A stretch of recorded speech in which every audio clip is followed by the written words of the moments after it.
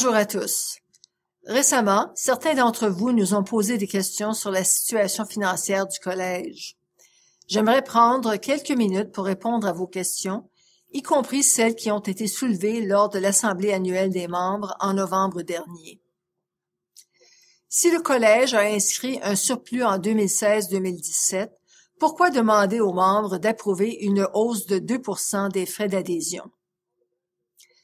Je vais répondre à cette question en deux parties. La présence d'un surplus pourrait indiquer qu'une hausse des frais n'est pas nécessaire, mais en fait, ces deux éléments ne sont pas directement liés. D'abord, j'aimerais expliquer que nous avons inscrit un surplus pour l'année 2016-2017 parce que d'importants projets, comme la refonte du site Web, ont été lancés plus tard que prévu ou ont été mis en attente. Les dépenses associées à ces projets apparaîtront dans le prochain cycle budgétaire. Dans la plupart des cas, ces surplus ont déjà été affectés à un projet. Deuxièmement, le collège a demandé aux membres d'approuver une hausse de 2%, mais cette demande a été refusée. Cette hausse d'environ 16 $ par membre par année est une mesure que nous appliquons pour contrer l'inflation. N'oubliez pas que même si le collège est un organisme sans but lucratif, les frais d'inflation s'appliquent à nos frais de location. Cette augmentation de 2% nous permet de couvrir ces hausses.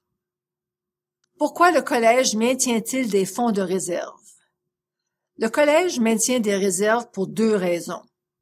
Pour gérer le risque qui pourrait survenir en cas de baisse inattendue de revenus ou de dépenses additionnelles, et, lorsqu'il est approprié, pour capitaliser sur de possibles partenariats et faire avancer des initiatives dans lesquelles nous sommes impliqués.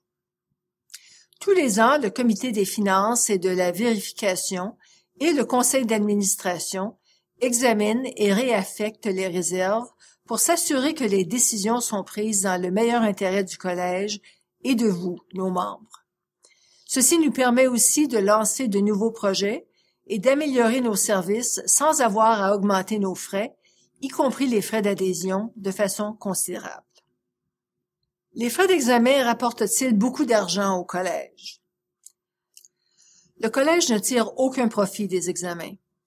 À l'Assemblée annuelle des membres, nous avons souligné certaines dépenses liées au centre d'examen, mais nous n'avons pas parlé de l'importance des frais de conception et de développement de l'examen. J'aimerais vous assurer que nous avons beaucoup appris de ces échanges et fournirons plus d'informations et plus de transparence afin de vous aider à mieux interpréter nos états financiers dans toute leur complexité.